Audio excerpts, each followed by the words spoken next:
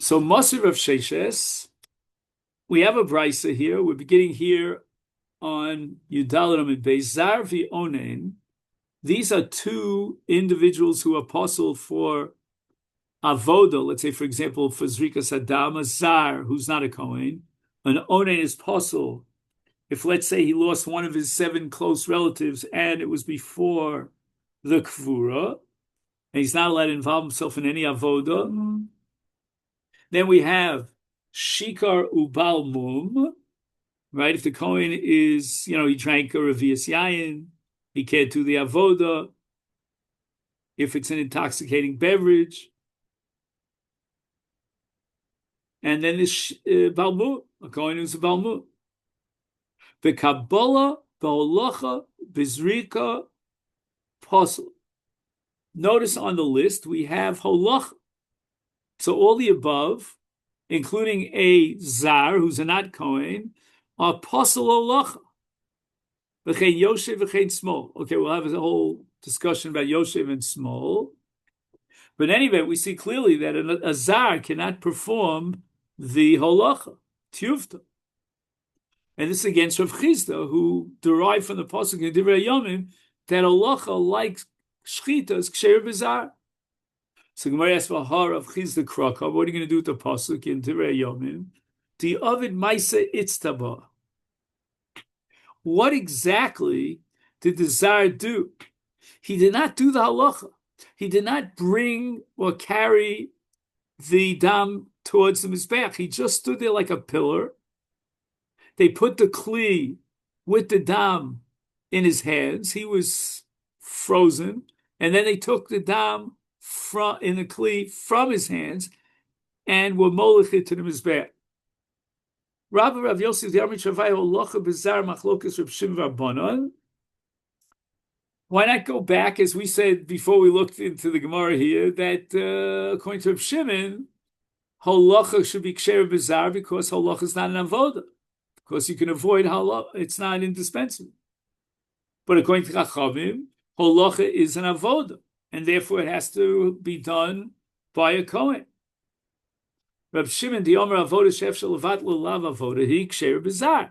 Since in the case of halacha you can avoid halacha, right? If you check it right near the mizbeach, therefore it's ksher bizar. Rabbanan psula. Only Abaye no. Okay, everything that we said before is really here. The avoda dief shelavatlo ksher bizar. Right, you can have an avoda that, according to the Rabbanan Shita, since it's impossible to avoid it, there's no such thing as akrovas korban without shchita, and nevertheless, it's ksher bizar. So that would prove that we made a mistake here, Rabbi Rav Yosef, by assuming that if it's possible to avoid it, then you don't need. If it's impossible to avoid it, then you need a Kohen. Now that's not so.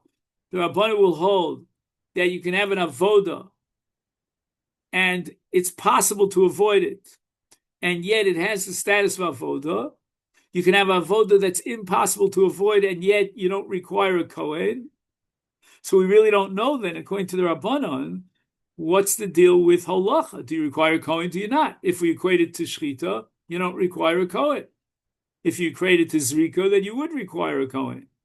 Omrule, so the two Amorim, Rabbi and Rav Yosef respond to Abaye, shchita lava vodahi. And now we're at the footsteps of a gigantic sugya, which requires that we learn another Mseches in Shas called Para Aduma, which is not included in Daf Yomi. And the question really is whether shchita is an avoda or it's not an avoda. And it's unbelievable because the Gemara is going to assume there are different madregos, different levels of avoda. There's the full-fledged avoda, there's less than avoda. So in any event, they want to prove that shchita is not an avoda. So therefore, if you want to prove anything according to the Rabbanan about halacha, don't quote shchita. Shchita is not a precedent to tell you anything about halacha. Halacha is a bona fide avoda according to the Chachamim of Rabbi Shimon, whereas shchita is not an avoda. The Gemara says, what are you talking about? Shchita is not an avoda. V'lov ha'omar abzera omarav shchitas para, meaning para aduma, bizar psula. a non-Kohen cannot do the shechita. And the Gemara thinks the reason why a non-Kohen cannot do shechita in the case of paradum is because the shechita is an avoda. B'yomar Rav Allah, Elazar v'chuka ksivba. Right? In the pasuk regarding paradum, it says Elazar, and it says chuka. Now, how does that Elazar chuka prove to you that the shechita of the paraduma requires a kohen? The pasuk says, and this is in Chukas, "Unesatem osa el Elazar kohen v'otzi osol michutz machne v'shachat osol lefanav." And the opening pasuk in that whole section of Bamidbar Yutes is Zos Chukas HaTorah. Now, the word chukah always indicates something that's absolutely critical, and it's avoda. So the paraduma has to be shechted by Kohen because the Torah says it's an avoda, and the Torah calls Elazar HaKohen. Right? He's the one who's involved here. And v'shachat also lefanah. My answer is no. You're making a mistake. Shiny par, the Kodshei Bedek Abayasi. The entire process by which we prepare a paraduma has nothing to do with avoda, because it doesn't have kedushas haguf. Paraduma does not have kedushas haguf. Now the Gemara says it's kedushas Bedek Abayis. What does that mean? I mean, you're not going to take the paraduma and fix the building, the structure of the Beis Hamikdash. So what does it mean? Bedek Habayis means kedushas damin. Any kedusha that's lower than a kedushas haguf is called kedushas damin. So basically, the Gemara is saying shechita is not an avoda. Shechita is not an avoda, but paraduma has kedushas Bedek Habayis.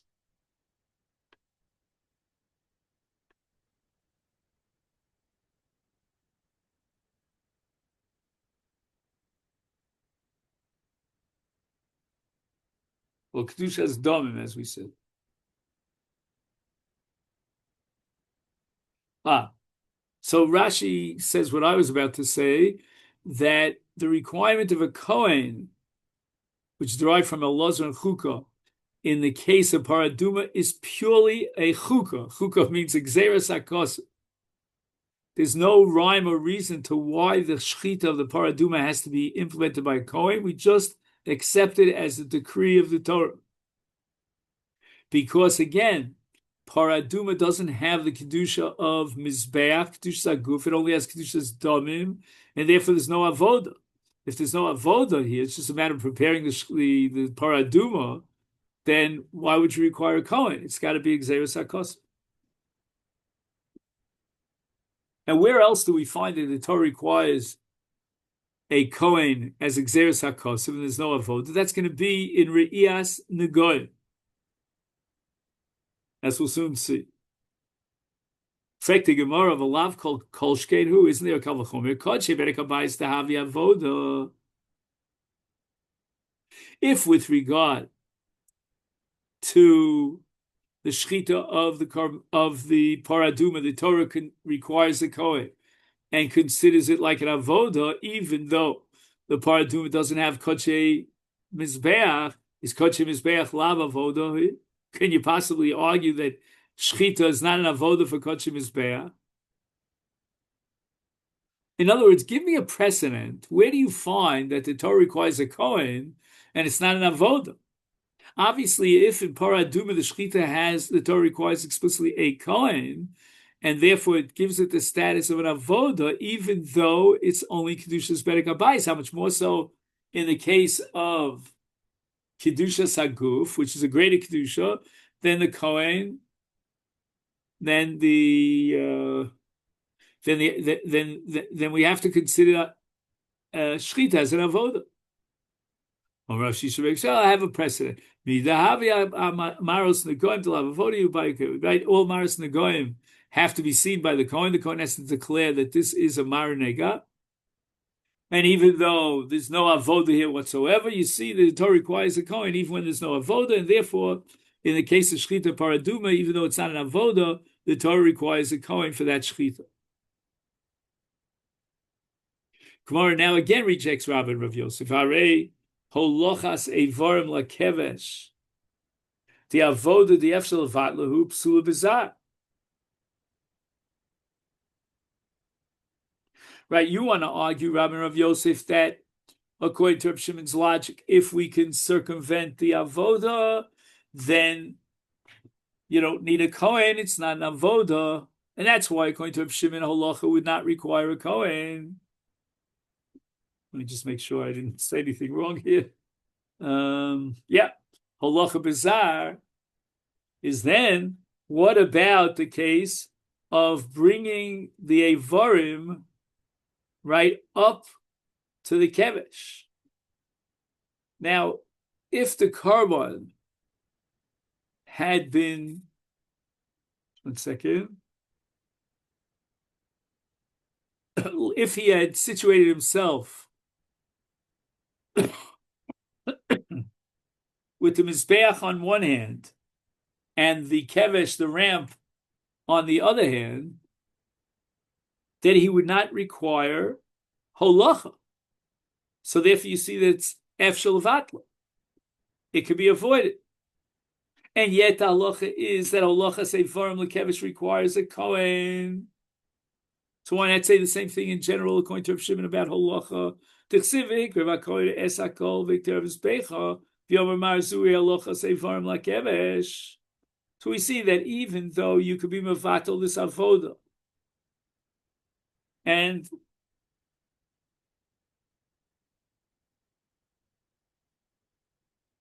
he says if you do the afshata of the carbon and cut it up right next to the mizbeach, then it would become unnecessary to bring the avarim to the mizbeach. They're already there.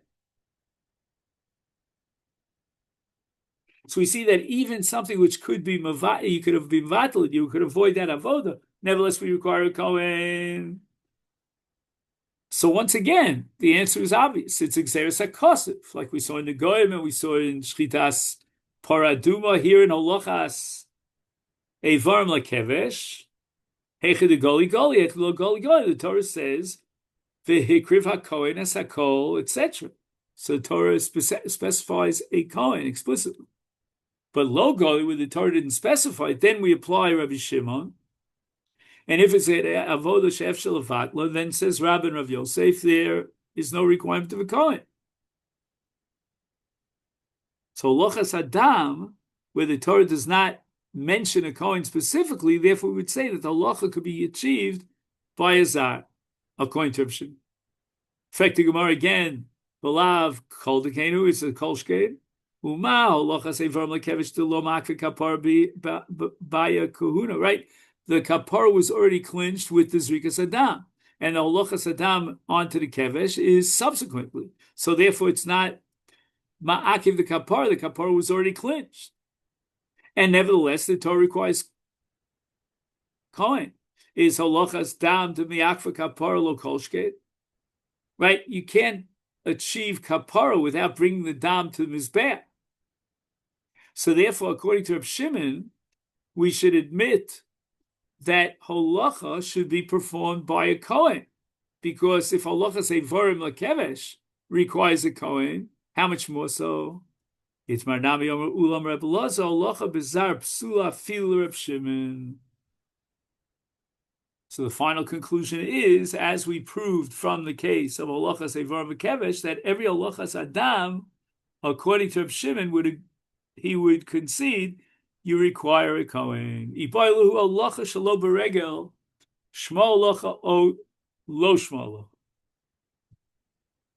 When the Torah requires holacha, does it mean that the feet of the kohen have to move forward, or the arm of the kohen to bring the dam closer to his bath? That's sufficient.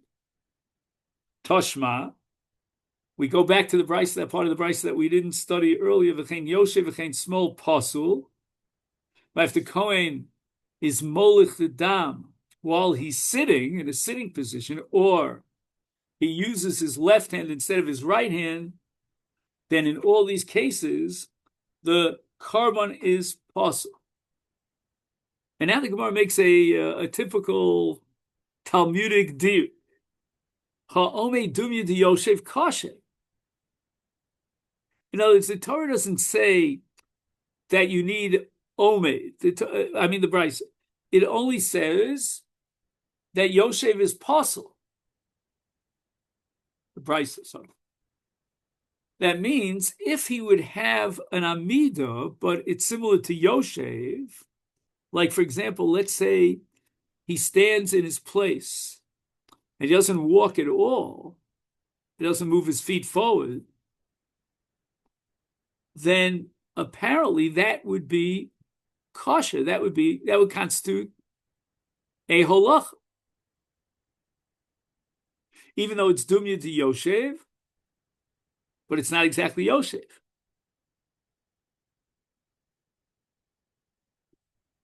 Right, in Yoshev, he didn't walk at all.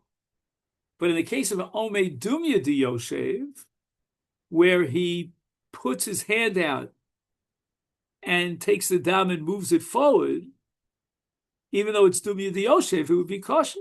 That would constitute a holacha. Then, says the Gemara Dilma, perhaps Yoshev de Kashayef Meshav. Omei Dumya de Yoshev de Nayid Purta. In the case of Yoshev, what he does is he doesn't use his feet to get to the Mizbeach. He drags himself while he's on the floor. But if it's a case of Omeid, which on the one hand is similar to Yoshev because he's dragging his feet along the ground, but nevertheless it's denied Purta, right? His feet are moving if he drags himself, and therefore it's valid. But if he doesn't drag himself at all, and he does nothing to move his body with the dam in his hands forward, then it's not holacha, and it's possible. Toshma.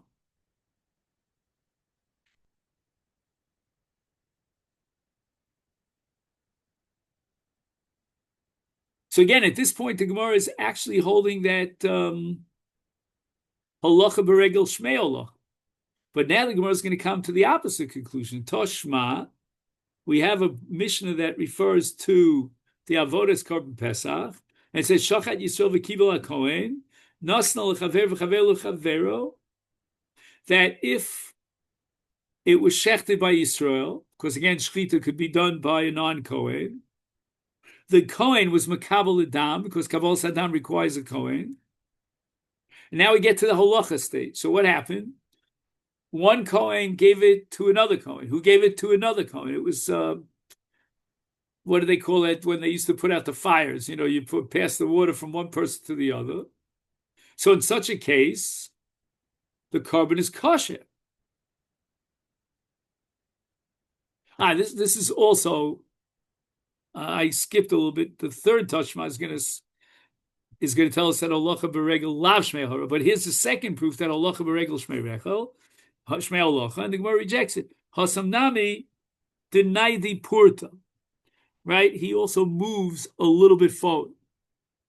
Now, if he moves a little bit forward, so the first Kohen was Makabel Adam, he moves forward, he gives it to a second Kohen, who moves forward and gives it to a third Kohen, who moves forward and puts it on the Mizbeah. Is the Frek the Gemara, my Kamash, what's the Chiddush here? Berov al Hajismel. This is a good idea. Get as many Kohanim as involved as possible. The Shechita could only be done by one Kohen. Kabbalah Saddam could only be done by one Kohen. But Halacha Saddam could be a combo effort on the part of many Kohen. And that's what we want to do because that's Berov Am Hadras Mel. Tashma, now the Gemara has a brisa to prove just the opposite, that Halachas HaRegel. Lav Shmei Halacha. Kibel HaKohen v'nosen le'posel yachzil l'kohen HaKosher. So one Kohen who was kosher received the dam, and now instead of bringing the dam to the Mizbeach, he passes it on to a puzzle,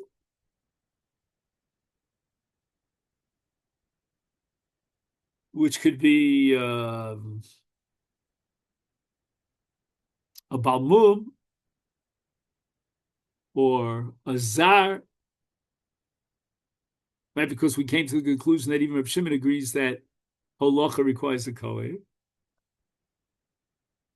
And now the disqualified kohen has to give the dam backwards to the first kohen who was before him, who was makabel the dam and passed on the dam to him. So now we're going to prove that be'inan halachas regel, without a regel, it's not considered holacha, because otherwise, if you don't need that the kohen walk towards the mizbeach, so wouldn't it be enough that a kohen would take it from the zar or the balmum or whatever it is, that kohen in the middle, and he would bring it forward. But therefore, if he gives it back to the original kohen, then the kohen is going to walk towards the mizbeach. So Mor says that's not a right. Emo yachzor hakosher v'yikabel.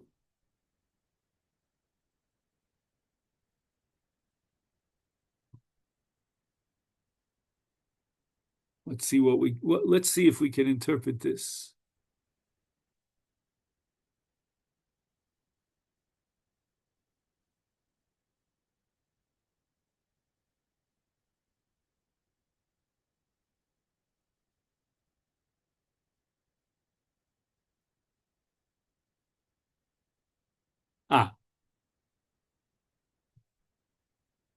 We need the halacha to be done by kohen kosher.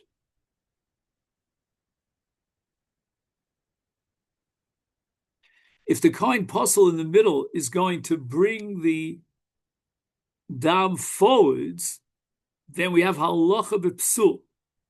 To avoid that, we ask the posel to return the dam to the kohen kosher, so that distance should not be covered, that keta, that part, by a posel. But as far as the first kohen is concerned, he doesn't have to walk forward. It's enough that he stretches his arm out and gives the dam to the next kohen who's a kosher. Itmar, Omar Ulam Rab Yochanan, holacha shalo beregel, lo shmei holacha. It's not enough that he stretches his arm to move the dam towards the mizbeach, but rather we require holacha beregel.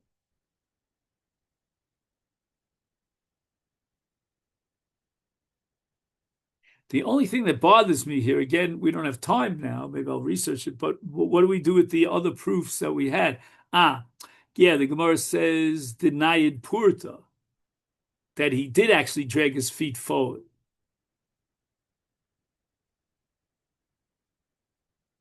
So therefore, we could not prove from there that holacha shelo beregel shmei holacha, and the final conclusion of the sugya is that holacha beregel lo shmei holacha.